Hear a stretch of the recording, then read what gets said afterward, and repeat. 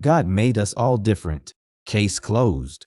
Speaking of globalists, George Soros once again comes to mind. Him and his penchant for wanting to destroy the country that provided him an opportunity to become filthy rich. He once referred to the increasing ease with which people's opinions can be manipulated. Ergo, the constant use of propaganda through cable news, left-leaning print media, big tech social media companies willing to cooperate, et al.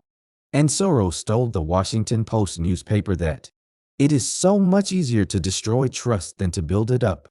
Soros has been credited with sponsoring caravans of Latins migrating north from Central America by the tens of thousands, all of which have their hands out to collect welfare, free education, live in nice hotels at taxpayers' expense, free money, and free medical care from the country they enter illegally, and which is steadily becoming much like the countries and homes they just left. Think about it. A 2,000-mile trip made by tens of thousands of people has to be financed by somebody. Because they all have to eat, drink, sleep, use a bathroom now and then, and travel. And that's not cheap, folks. Nobody is that generous. At least not without some kind of purpose or payback.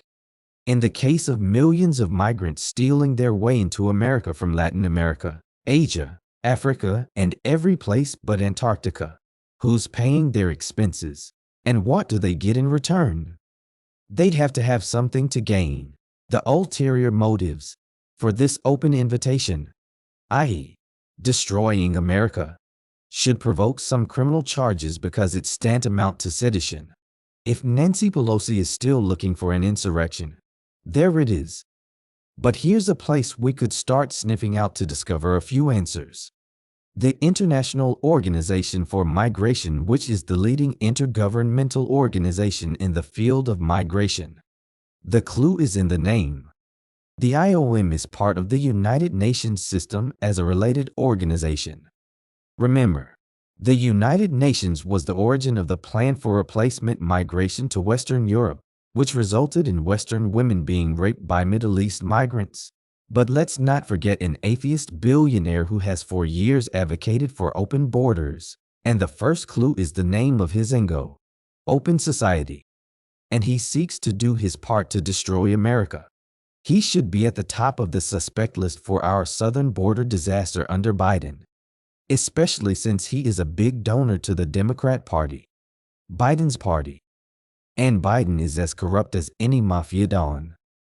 In fact, for money laundering and racketeering, the Bidens could give lessons to the Sicilian mob.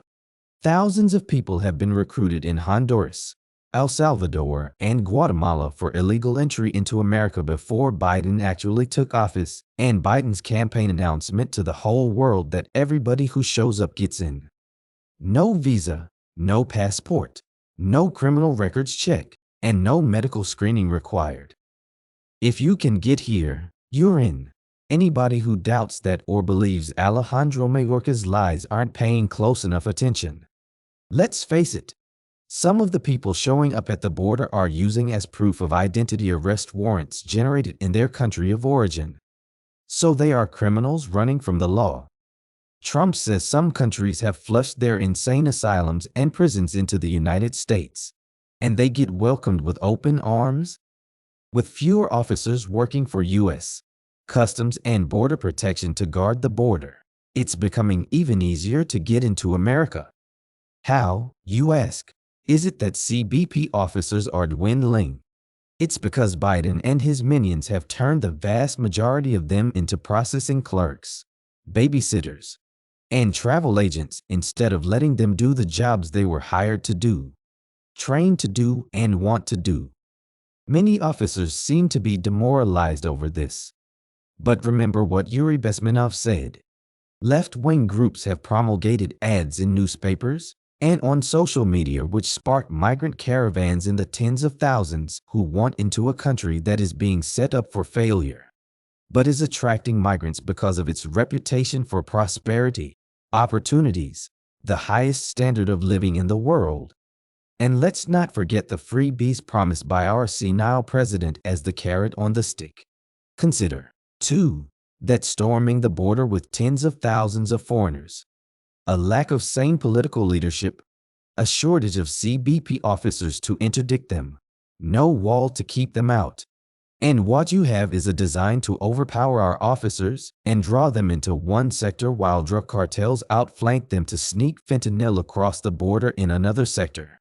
Smart tactic to say the least, if you're a crook. But Biden is doing nothing to counter their plan, because he is part of it.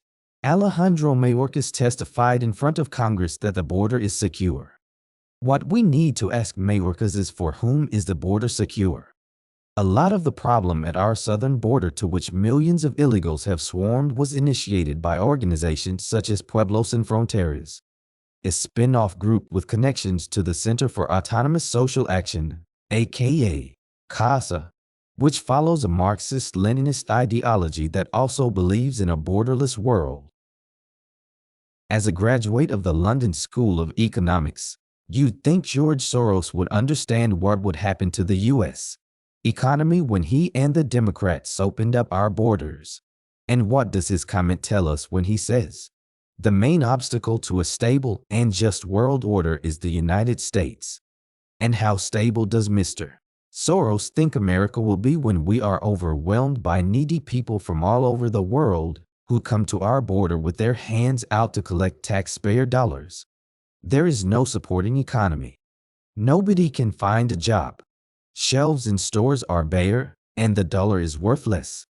Who in the world will step in and take care of Americans? Is this becoming clearer by now? Does this prove Soros's desire to destroy America or to see it destroyed? Since the Democrat Party is now a quasi-communist party and is working to damage America by spending us into oblivion and flooding the country with millions of illegal migrants, Soros may have seen a potential bedfellow for the Democrats, because he donated more than $178 million to them in 2021 to 2022 and absolutely nothing to Republicans. Not a penny. Who gives away that much money expecting nothing in return? Because he's a good old boy? Not with his resume. After all, Soros was credited with saying he would make it his life's goal to destroy the United States. Fact-checkers seem to argue the point. But saying the United States of America is the main obstacle to a stable world order is a fairly good indicator. Fact-checked or not, at least it is clear what Soros thinks about the country in which he has made so much money. Despite getting kicked out of his native Hungary, being declared a felon in France, the Bank of England having horrible results in their banking relationship with Soros, and being banned from 6 European countries America took him in. And this is how he repays us. Perhaps he's no better than Ilhan Omar.